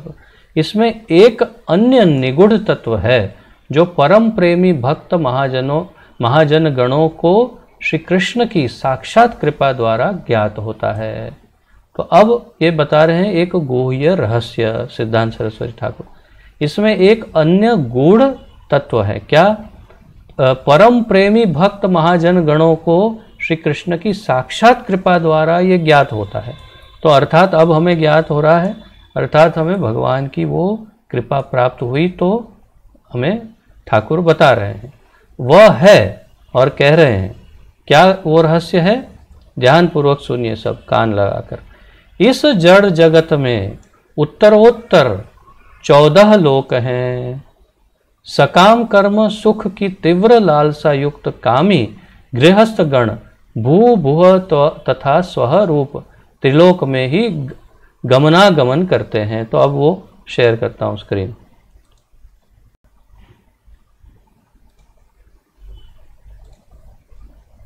अब देखिए, इस जड़ जगत में उत्तरोत्तर उत्तर 14 लोक हैं। सकाम कर्म सुख की तीव्र लालसा युक्त कामी गृहस्थ गण भू भुव तथा स्व रूप में त्रिलोक में ही गमन आगमन करते हैं। ये देखिए, भू, ये भुव और ये स्व, ये 3 लोक के अंदर ही जो कामी लोग हैं, कर्म सुखी कर्म योगी जो हैं, वो ये 3 लोक में गोल गोल घूमते हैं, जिसको कहते हैं गमन आगमन करते हैं। तो भूर में, फिर भूवर में पहुंच गए, फिर स्वर्ग लोक में पहुंच गए, फिर वापस आ गए, फिर गए, फिर आए, वो उसमें गोल गोल घूमते हैं। बृहद व्रत ब्रह्मचारी तपस्वी तथा काल्पनिक सत्यपरायण शांत पुरुष गण निष्काम धर्म योग द्वारा महाजन तपह एवं सत्य लोकों तथा तक गमनागमन करते हैं। तो जो ब्रह्मचारी है, तपस्वी है, सत्यपरायण, निष्काम है, जिनको काम सताता नहीं, ऐसे लोग ये महर, जन, तप और सत्यलोक तक, यानी सत्यलोक मतलब भगवान ब्रह्मा का घर, एबोर्ड ऑफ लॉर्ड ब्रह्मा लिखा है ना, तो ब्रह्मलोक तक, सत्यलोक को ब्रह्मलोक भी कहते हैं। तो ये 4 लोक में गोल गोल घूमते रहते हैं, गमन आगमन करते हैं, वो ऊपर नहीं जा सकते। और इन लोकों के ऊपर चतुर्मुख ब्रह्मा का धाम है, जिसके ऊपर क्षीरोदक्षाई विष्णु का असीमित वैकुंठ है। तो इसके ऊपर ब्रह्मा जी और उसके ऊपर ये देखिए नारायण का असीमित धाम, ये और क्षीरोदक्षाई। अब यहाँ पर तो हम कारणोदक्षाई विष्णु को देख रहे हैं, परंतु वास्तव में यहाँ देख सकते हैं आप लेफ्ट में अंदर, गो बैक इनटू द ब्रह्मांड, इसमें हाँ यहाँ पर देखिए क्षीरोदक्षाई विष्णु दिख रहे हैं। तो ये यहाँ अंदर ऐसे दिखाए, चित्र में जगह नहीं होगी तो यहाँ दिखाया है, लेकिन ये ब्रह्मलोक से ऊपर है। ठीक है, तो ये क्षीरोदक्षाई विष्णु उनके धाम तक पहुँचते हैं। हाँ, तो इन लोगों के ऊपर चतुर्मुख ब्रह्मा का धाम, जिसके ऊपर क्षीरोदक्षाई विष्णु का असीमित वैकुंठ है। परमहंस, सन्यासी तथा श्रीहरि द्वारा मारे गए दैत्यगण 14 भुवन से परे स्थित विरजा को पार करके ज्योतिर्मय ब्रह्म धाम में प्रवेश करते हैं एवं प्राकृत अहंकार की अस्थाई प्रसुप्तावस्था के रूप में निर्वाण प्राप्त करते हैं। तो मोक्ष की व्याख्या कर रहे हैं, और किसे मोक्ष मिलता है?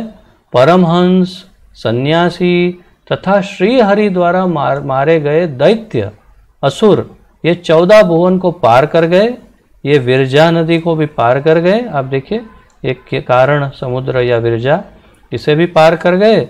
और ब्रह्म ज्योति, ये जो ब्रह्म ज्योति दिख रही है, ये ब्रह्म ज्योति में प्रवेश कर जाते हैं और वहाँ पर ज्योतिर्मय ब्रह्म धाम में प्रवेश करते हैं। एवं प्राकृत अहंकार की अस्थाई, प्राकृत अहंकार की अस्थाई प्रसुप्ता अवस्था, सुप्त अवस्था यानी सोई हुई अवस्था के रूप में निर्वाण प्राप्त करते हैं। अर्थात जैसे कि मैं आपको हमेशा समझाता हूँ कि जो 5 प्रकार की मुक्तियों में से जो सायुज्य मुक्ति है, तो ये सायुज्य मुक्ति अर्थात मोक्ष इस ब्रह्म ज्योति में पहुंच जाते हैं मोक्ष वाले।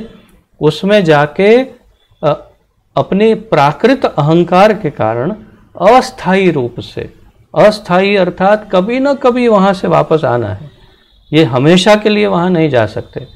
प्रसुप्त अवस्था में अर्थात फ्रीज हो जाते हैं। मैं आपको हमेशा उदाहरण देता हूँ, जैसे आपके फ्रिज में डीप फ्रीज़र है, उस फ्रीज़र में आप किसी वस्तु को डालें तो ऐसे फ्रीज हो जाते हैं। तो वो वही फ्रिज में डाले गए जैसे हो डीप फ्रीज में, ऐसे यहाँ क्या कहते हैं, अस्थाई प्रसुप्ता अवस्था के रूप में निर्वाण प्राप्त करते हैं।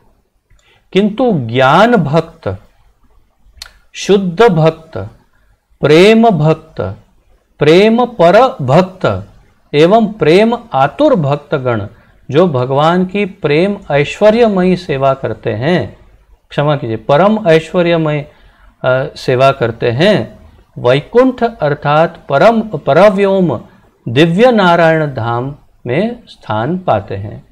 तो लेकिन जो ज्ञानी भक्त हैं, शुद्ध भक्त हैं, प्रेम भक्त हैं, प्रेम पर भक्त एवं प्रेम आतुर भक्तगण हैं, वो इस, आप देखिए यहाँ लिखा है हरिधाम, लिखा है ना हरिधाम या वैकुंठ।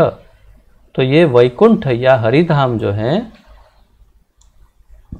लेफ्ट साइड पे लिखा हुआ है, right, you are in the right place. तो ये हरिधाम में अब देखिए कितने वैकुंठ है, आहा क्या उसकी तो, और नाम देखिए, कांति, केशव, श्री वामन, प्रद्युम्न, सरस्वती, श्री नरसिंह, श्रीधर, परशुराम, विश्वक्सेन, त्रिविक्रम। तो जैसे ये तो कुछ ही बताए हैं, इस प्रकार ये भगवान का जो वैकुंठ धाम है, उस वैकुंठ धाम में स्थान प्राप्त करते हैं। केवल परम माधुर्य युक्त तथा, नहीं, सब आप सब अब बिल्कुल सावधान हो जाइए, क्योंकि आप सब के लिए अब ये जो हम सब जिसका अध्ययन कर रहे हैं उसको अब यहाँ श्रील भक्ति सिद्धांत सरस्वती ठाकुर बताने वाले हैं। तो ध्यान पूर्वक सुनिए। केवल परम माधुर्य युक्त तथा व्रज गोपियों के अनुसरणकारी भक्तगण ही गोलोक धाम प्राप्त करते हैं। तो जो गोलोक धाम, ये जो धाम आपके सामने ऊपर है, उसके ऊपर वैकुंठ के ऊपर अयोध्या धाम है, उसके ऊपर द्वारका, उसके ऊपर जगन्नाथपुरी, उसके ऊपर मथुरा धाम है। आप देखिए, और मथुरा के ऊपर फिर श्वेतद्वीप, और श्वेतद्वीप के ऊपर, ऊपर नहीं बल्कि उसी लेवल पर, और एक साथ श्वेतद्वीप और गोलोक पूरा एक ही धाम है, उसमें फिर अंतर नहीं है। और जैसे हमने उनसे सुना, तो अब मैं ये स्टॉप करता हूँ स्क्रीन शेयर। तो केवल परम माधुर्य युक्त तथा व्रज गोपी के अनुसरणकारी भक्तगण ही गोलोक धाम प्राप्त करते हैं। तो हमें रागानुगा भक्ति करने का सुझाव दे रहे हैं। राग अनुगा भक्ति करके किसका अनुगमन करना है? व्रज गोपियों का अनुगमन अगर हम करेंगे, उनके पद चिन्हों पर चलेंगे, तो व्रज गोपियों के भाव की तरह हमारे हृदय में यदि हम कृष्ण प्रेम डेवलप करेंगे तो ही हम गोलोक धाम की प्राप्ति कर सकते हैं। रस भेदों के अनुरूप गोलोक में भक्तों की विभिन्न स्थितियां कृष्ण की अचिंत्य शक्ति द्वारा निर्धारित होती हैं। रस भेद, मुझे मान लीजिए कि सुदामा सखा भगवान का बहुत प्रिय है और मैं सुदामा सखा का अनुगमन करता हूँ, उनकी रागानुगा भक्ति उनके जैसा फॉलो करता हूँ। मान लीजिए आप में से कोई ललिता सखी को फॉलो करते हैं, आप में से कोई रूप मंजरी या रूप गोस्वामी को फॉलो कर रहे हैं, तो हमारे सबके रस में भेद है, अलग है, अंतर है। तो हमारे रस के अनुसार विभिन्न स्थितियां कृष्ण की अचिंत्य शक्ति द्वारा निर्धारित होती हैं और हमें ऐसे उस प्रकार का गोलोक में स्थान प्राप्त होता है। तो हमें, और जैसे कि हमने भक्ति रसामृत सिंधु के अध्ययन के दौरान स्पष्ट रूप से सुना था, उपदेशामृत में भी सुना था कि हम कभी भी उनको रिप्लेस नहीं कर सकते। अर्थात यदि हम यशोदा मैया का अनुगमन कर रहे हैं तो एक दिन हम यशोदा बन के वो यशोदा मैया थोड़ा आराम करने चली जाएगी, ऐसा नहीं, कभी नहीं होगा। हम केवल उनके दास या उनके सेवक या उनके अनुयायी बन सकते हैं, हम उनको कभी भी रिप्लेस नहीं कर सकते। अर्थात जो भगवान के नित्य पार्षद हैं वो नित्य हैं, थे और हमेशा रहेंगे, और हम उनके सेवक बन सकते हैं, परंतु हम उनके स्थान पर नहीं बैठ सकते। तो आप कहें कि मुझे तो नंद बाबा बनना है, तो नहीं, ऐसा नहीं हो सकता। हम नंद बाबा के सेवक हो सकते हैं। तो फिर भी हमारे रस के अनुसार हम स्थान प्राप्त करेंगे। व्रज तथा नवद्वीप के शुद्ध भक्तों के अनुगामी शुद्ध भक्त क्रमशः कृष्ण तथा गौर धाम में स्थित होते हैं। अब देखिए, गौर धाम अर्थात नवद्वीप धाम अर्थात श्वेतद्वीप में, तो हमारे लिए यही प्रश्न कई भक्तों के लिए रहता है कि भाई हम तो गौड़ीय वैष्णव हैं, हमें लेकिन कृष्ण अधिक प्रिय है, राधा रानी बहुत प्रिय है, तो हमें कहाँ स्थान मिलेगा? हम श्वेतद्वीप में रहेंगे या गोलोक में? एक बार जीबीसी मीटिंग चल रही थी और जीबीसी मीटिंग के दौरान जो प्रसादम होता है, तो प्रसादम में सब जीबीसी मिलकर के प्रसाद ग्रहण करते हैं। तो मैं मीटिंग्स में जाता था, आप जानते हैं पहले, तो मीटिंग में प्रसाद के समय मैं प्रसाद ले रहा था और लोकनाथ स्वामी महाराज आकर के मेरे साथ आके बैठ गए। तो मैंने उनको मौखिक प्रणाम किया क्योंकि उस टाइम प्रसाद ले रहे थे, और फिर सोचा कुछ तो उनसे पूछना चाहिए, तो या कुछ तो उनसे बात करें। ऐसे ही वो भी प्रसाद ले रहे हैं, साथ में बैठे। तो फिर मैंने उनको पूछा कि महाराज जी, एक प्रश्न है कि क्या ऐसा हो सकता है कि मैं गोलोक धाम पहुंच गया मान लो, और फिर मुझे इच्छा हुई कि मैं नवद्वीप घूमने चला गया थोड़ा बीच में वैकेशन लेके, या फिर ऐसा लगा कि थोड़ा नरसिंह लोक में जाके आता हूँ, तो ऐसे इंटर वैकुंठ या इंटर लोक वीज़ा या पासपोर्ट मिलता है कि ऐसे एक लोक में से दूसरे लोक में जा सकते हैं, या फिर नहीं, एक बार गोलोक में आ गए तो कहीं नहीं जा सकते, ऐसा होता है? तो महाराज जी ने थोड़ा सोचा, थोड़े मुस्कुराए और हंस के फिर उत्तर दिया, एक बार पहले गोलोक में जाओ तो सही, बाद में देखेंगे। तो तात्पर्य यह है कि उन्होंने इस बात को इस प्रकार टाल दिया कि पहले हमारा गोलोक जाना तो निश्चित हो बाबा, पता नहीं इस प्रकार जिस प्रकार का जीवन हम जी रहे हैं, हम क्या वास्तव में गोलोक के अधिकारी हैं या नहीं, यही एक सबसे बड़ा प्रश्न चिन्ह है।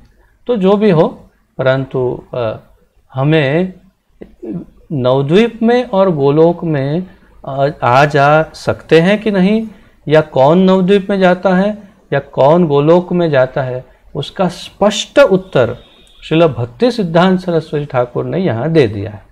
तो इसलिए मेरे प्रश्न का उत्तर तो यहाँ एक प्रकार से मिल गया। अब सुनिए, व्रज तथा नवद्वीप के शुद्ध भक्तों के अनुगामी शुद्ध भक्त क्रमशः कृष्ण तथा गौर धाम में स्थित होते हैं। अर्थात हम क्षमा कीजिए, जिसका अनुगमन करते हैं उसके धाम में जाते हैं।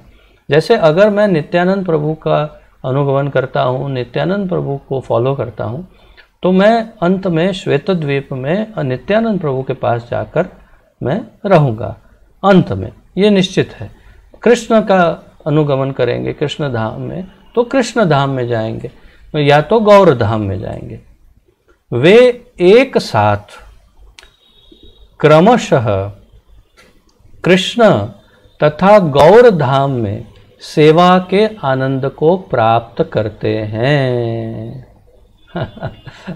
लीलामृता लक्ष्मी एकदम खुश होकर के ऐसे ऐसे कर रही, यस, अर्थात कि मतलब आप अगर श्वेतद्वीप में हैं तो गोलोक में भी हैं, गोलोक में है तो श्वेतद्वीप में है, आप कहीं भी आ जा सकते हैं। बल्कि यहाँ और आगे सुनिए कि आप एक ही समय दोनों में एक साथ रह सकते हैं, क्योंकि आपको ये भी ध्यान होगा शायद जिन्होंने भागवत पढ़ी है कि जैसे भगवान अपने आप को अनंत विस्तारों में विभाजित कर सकते हैं, वैसे एक जीव तत्व अपने आप को 8 विभागों में विभाजित कर सकता है। अर्थात कि मैं एक ही समय पर 8 जगहों पर रह सकता हूँ।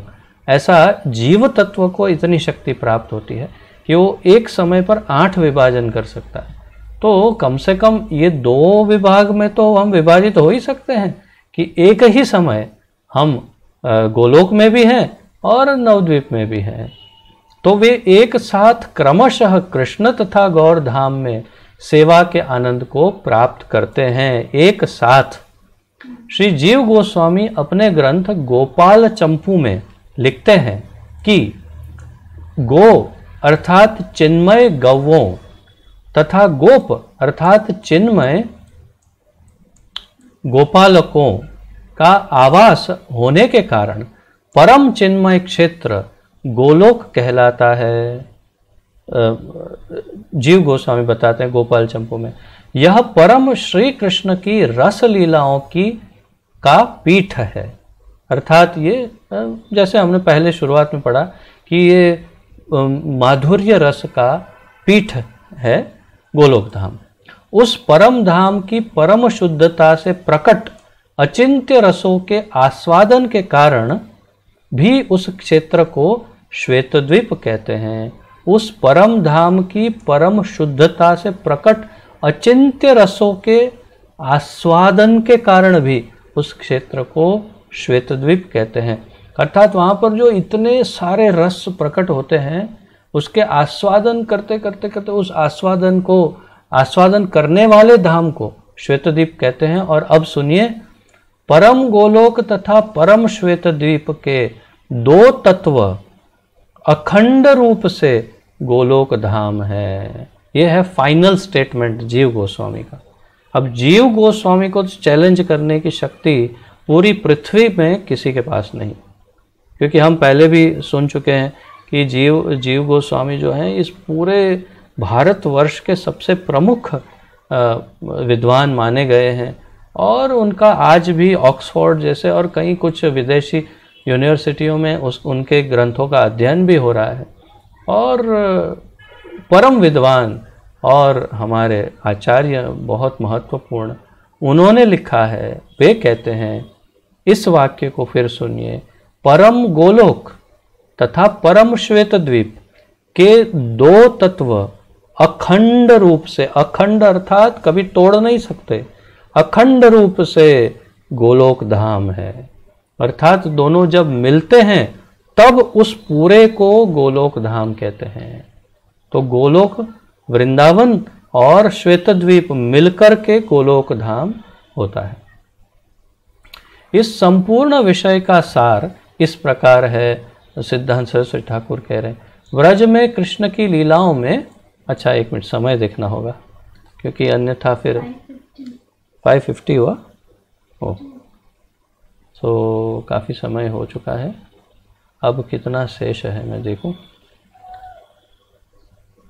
हाँ, काफ़ी बाकी है। तो आप लोग जैसे कहें, क्या करें, कल करें या आज ही कंटिन्यू करें। हाँ, हेमंत प्रभु कह रहे हैं कंटिन्यू करो। हाँ, बस करें, रोकने के लिए कह रहे हैं हेमंत प्रभु, विराम लेने के लिए कह रहे हैं। जो विराम लेने के लिए कह रहे हैं वो हाथ ऊपर करें। ओके, केवल एक ही हाथ ऊपर उठा है, बाकी सब कह रहे हैं कंटिन्यू करो। तो थोड़ा सा और कंटिन्यू कर लेते हैं, और जो जाना चाहें वो अवश्य जा सकते हैं, क्योंकि इसका रिकॉर्डिंग फेसबुक पर भी मिलेगा और फिर कल मैं यूट्यूब पर भी अपलोड कर दूंगा, तो इसका रिकॉर्डिंग बाद में भी सुना जा सकता है। परंतु इतने भक्तों की इच्छा है तो थोड़ा और कंटिन्यू कर लेते हैं, थोड़ा 10 मिनट और। इस संपूर्ण विषय का सार इस प्रकार है, व्रज में कृष्ण की लीलाओं में पूर्ण रस तृप्ति न मिल पाने के कारण गोलोक श्वेत द्वीप रूप से नित्य प्रकाशित है। ये बहुत ही बड़ा रहस्य है, यही रहस्य है श्वेत द्वीप का। रहस्य क्या है? आश्चर्यजनक रहस्य है, कभी सोच नहीं सकते ऐसा रहस्य क्या है। इस संपूर्ण विषय का सार क्या है? व्रज में कृष्ण की लीलाओं में पूर्ण रस तृप्ति न मिल पाने के कारण। अब ऐसे कैसे हो सकता है, लेकिन है कि व्रज में रहते हुए भी कृष्ण की लीलाओं की सब पूर्ण रूप से तृप्ति नहीं हो पाई, तो क्या करेंगे? तो फिर गोलोक तो के कारण गोलोक श्वेत द्वीप रूप से नित्य प्रकाशित है। तो फिर थोड़े समय श्वेत द्वीप में जाओ और वहां पर उस रस का पूर्ण आनंद लेके फिर वापस गोलोक में चले जाओ। तो समझ में आया? तो ये मिनी वैकेशन आप इस प्रकार लेते होंगे, जो गोलोक में होंगे, और बहुत आनंद लेने पर मज़ा, पूरा मज़ा नहीं आ रहा है तो चलो, तो क्या करें, थोड़ा समय महाप्रभु की लीला में जाते हैं, वहाँ वो पूरा आस्वादन करवाते हैं। तो उनके साथ, महाप्रभु के साथ श्वेत द्वीप में इसका पूरा रसास्वादन करते हैं। और अब महाप्रभु के बारे में बताएंगे, उनका रहस्य उजागर करेंगे सिद्धांत सरस्वती ठाकुर। कृष्ण रसाश्रय रूपिणी, रस आश्रय रूपिणी राधिका का भाव तथा अंग कांति अंगीकार करके कृष्ण रस भोग करने हेतु वहां नित्य लीला करते हैं। स्वयं कृष्ण रस आश्रय रूपिणी राधिका का भाव, राधा रानी का प्रेम कृष्ण के प्रति, उसको तथा उनके शरीर के कांति को, अंग कांति अर्थात कलर को, अर्थात उनके तप्त कांचन पीले कलर को अंगीकार करके कृष्ण रस, कृष्ण के प्रेम का रस भोग करने हेतु वहाँ नित्य लीला करते हैं कृष्ण महाप्रभु के रूप में। श्री कृष्णचंद्र ने अब यहाँ पर हमें 3 भेद बताए हैं। श्री कृष्णचंद्र ने एक, श्री राधा के प्रेम की महानता क्या, की महिमा क्या है, ये जानने के लिए एक, कृष्णचंद्र ने राधा के प्रेम की महानता की क्या महिमा, उसकी क्या महिमा है वो जानने के लिए 2, श्री राधा द्वारा आस्वादित मेरी अद्भुत मधुरिमा क्या है, राधा जो स्वाद ले रही है मेरे प्रेम की वो क्या है, उसका क्या, मुझे क्यों वो रस नहीं मिल रहा है। कृष्ण सोचते हैं मुझे भी वो रस चाहिए, तो उसके कारण। और तीसरा, उस मधुरिमा के आस्वादन से मिलने वाला राधा का असीम सुख क्या है। मैं देखता हूँ राधा हमेशा संपूर्ण सुखी और अत्यंत संतुष्ट रहती है, तो इतना संतुष्ट मैं क्यों नहीं हूँ, वो जानने के लिए तो जेलसी, जिसे जेलसी अर्थात what is that in Hindi, नहीं, नॉट द्वेष, जलन जलन जलन है, ईर्ष्या ईर्ष्या ईर्ष्या ईर्ष्या, जलन के कारण कि राधा रानी को क्यों इतना आनंद मिल रहा है, राधा रानी ऐसा कौन सा आस्वादन कर रही है, वो उनका प्रेम क्यों इतना महान है जो मुझसे भी अधिक है। तो वो सब आस्वादन करने के लिए, इन आनंदों का आस्वादन करने के अनुभव हेतु श्री कृष्ण चंद्र ने चंद्र के समान श्री सची के गर्भ समुद्र से जन्म लिया। श्री जीव गोस्वामी का गूढ़ आशय यहाँ व्यक्त हुआ है, वेदों में भी उक्त है, वेदों में कहा है, मैं तुम्हें एक रहस्य बताता हूँ। गोलोक सदृश नवद्वीप धाम में गंगा के तट पर द्विभुज सर्वात्मा महापुरुष महात्मा महायोगी त्रिगुणातीत शुद्ध सत्व स्वरूप गोविंद गौरचंद्र लोक में शुद्ध भक्ति का प्रकाश करते हैं। ये वेद में बताया, वही एकमात्र भगवान हैं। वे सर्व रूपी महात्मा एवं गौर रक्त श्याम व श्वेत रूप में युगावतार भी हैं। वे साक्षात चैतन्य स्वरूप चित शक्ति संपन्न भक्त रूप भक्ति दाता एवं भक्ति द्वारा ज्ञेय है। भक्ति द्वारा ज्ञेय अर्थात केवल भक्ति से ही जाने जाते हैं भगवान। वही गौरचंद्र कृष्ण के साथ अभिन्न होते हुए भी गोलोक के लीला रस के आस्वादन हेतु नवद्वीप में प्रकट होते हैं। तो ये जीव गोस्वामी ने वेदों से लेकर के हमारे सामने उजागर किया, वेदों में बताया है। यही इन वैदिक घोषणाओं से भी स्पष्ट है। आसन वर्णास्त्रय कृष्ण वर्णम त्रिषा कृष्णम यथा पश्य पश्यति रुक्म वर्णम महान प्रभुरैव तथा आस्तिक शास्त्रों के अन्य वाक्य। तो ये कुछ वेदों के शास्त्रों से श्लोकों के छोटे छोटे हिस्से लिए जिसमें भगवान का वर्णन है। जिस प्रकार मूल शक्ति योग माया के माध्यम से श्री कृष्ण ने भौम गोकुल में जन्म लिया था, उसी प्रकार योग माया के सहयोग से उन्होंने इस भौतिक धरातल पर नवद्वीप में शची देवी के गर्भ से अपने जन्म की लीला को प्रकाशित किया। यह सब आध्यात्मिक विज्ञान के परम तत्व हैं। माया के दासत्व में काल्पनिक चिंतन के परिणाम नहीं है। देखो, जाते जाते भी एक ऐसा चाबुक मार के जा रहे हैं जो अश्रद्धालु होते हैं उनके प्रति। सिद्धांत सरस्वती ठाकुर कहते हैं माया के दासत्व में काल्पनिक चिंतन के परिणाम नहीं है। ऐसा मत सोचना कि ये सब काल्पनिक बातें हैं। वेदों में, उपनिषदों में, पुराणों में और महाभारत भागवत आदि में स्पष्ट वर्णन है ये सब। और इसीलिए यहाँ उजागर किया है कि जो शचीसुत जो है वही नंदनंदन भी है। शचीसुत होइलो जेई, वो क्या है, विस्मरण हो गया, आप में से कई लोगों को याद होगा। तो जो भी है, जय गौर से कृष्ण से जगन्नाथ। तो जो गौर है, गौरांग महाप्रभु है, चैतन्य महाप्रभु है, शचीसुत है, जो वही चैतन्य महाप्रभु स्वयं कृष्ण ही है। उनमें और कृष्ण में कोई भी अंतर नहीं है, ये निश्चित है। तो आज के लिए इतना ही। ये 5वें श्लोक का अध्ययन यहाँ पर पूर्ण हुआ। 6ठे श्लोक का परसों हम अध्ययन करेंगे। हम सोमवार से शनिवार तक इसका अध्ययन करते हैं। संडे को हमारा भक्ति वृक्ष क्लास होता है रात्रि में, इसलिए हम उस दिन विराम लेते हैं। तो आपको आशा है मेरी तरह आप लोगों को भी अत्यंत इसमें आनंद प्राप्त हुआ होगा, ज्ञान भी प्राप्त हुआ होगा और अवश्य कुछ न कुछ प्रश्न भी होगा।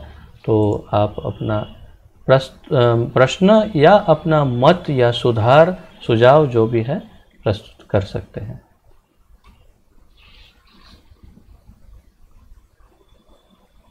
किसी का कोई प्रश्न आदि है? Any questions?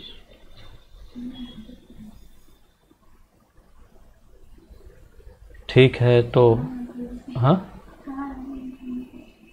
You should note it down and mark it so that बाद में फिर याद आए ना। अच्छा, लालू प्रभु का कुछ प्रश्न है, पूछिए। हरे कृष्ण प्रभु जी। हरे कृष्ण। धन्यवाद धन्यवाद। प्रभु जी, मैंने जो फोटो देखा है, जो नारायण से नाभि से जो कमल के ऊपर जो जा रहा है, वो उसमें तो ब्रह्मा जी का फोटो दिखता है। हाँ, तो नारायण के नाभि कमल से ब्रह्मा जी ही प्रकट होते हैं। तो इसका तो माता जी का ऐसा फोटो दिखता है। माता जी जैसा? हाँ, मैं समझ नहीं पाया। माता जी का फोटो कहाँ है? वो तो ब्रह्मा इसका ही है। हाँ, एक क्षण। हाँ, किसकी बात कर रहे हैं? नहीं, उनके नाभि कमल से ब्रह्मा जी। अरे बाबा, आपके ब्रह्मा जी आपके दिमाग में जो फिट हुए हैं, जो इन मीडिया वालों ने, फिल्म वालों ने जो आपके दिमाग में फिट किए हैं, उनको सफ़ेद दाढ़ी होना आवश्यक है। और वो दाढ़ी को आप नहीं देखे, इसलिए आपको लगा ये तो कोई लड़की दिखती है। परंतु बाबा, ये बहुत सुंदर युवान दिखने वाले चतुर्मुखी ब्रह्मा ही हैं, जिनको सफ़ेद दाढ़ी नहीं है। वही एकमात्र अंतर है, बाकी ये है तो ब्रह्मा जी। ठीक है, इसलिए कंफ्यूज मत हो जाइए। ये ब्रह्मा जी हैं, लेकिन शेविंग करके डाई लगा के बैठे हैं, इसलिए सुंदर दिखते हैं लड़की की तरह। मैंने वृंदावन में फोटो देखा था, प्रभु जी के समाधि के ऊपर फोटो लगा हुआ था। हाँ, मेरे को पूछने का था, अभी तो अभी आ ओ, तभी से बताओ, आप पिछले 1 वर्ष से इस प्रश्न को लेकर घूम रहे हैं कि नाभि कमल से निकली हुई वो लड़की कौन है। अरे बाबा, 1 साल तक इस लड़की को आपने घुमाया और ब्रह्मा जी परेशान हो गए होंगे कि ये मुझे लड़की समझकर 1 वर्ष से घूम रहा है। आज समाधान हुआ है आपका। हरी हरी बोल, हरी हरी बोल। देखो, प्रश्न तुरंत पूछ लेने चाहिए तो समाधान हो जाएगा। देखो, सबको हंसा दिया आपने, बहुत बढ़िया। ठीक है, और कोई प्रश्न है?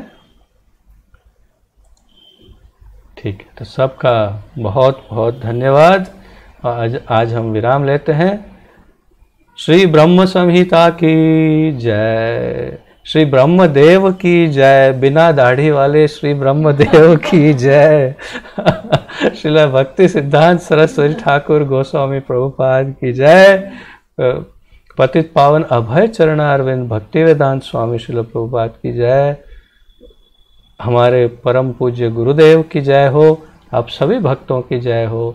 निताय गौर प्रेमानंदे। हरि हरि बोल। हरे कृष्णा। आप सबको दंडवत प्रणाम और धन्यवाद।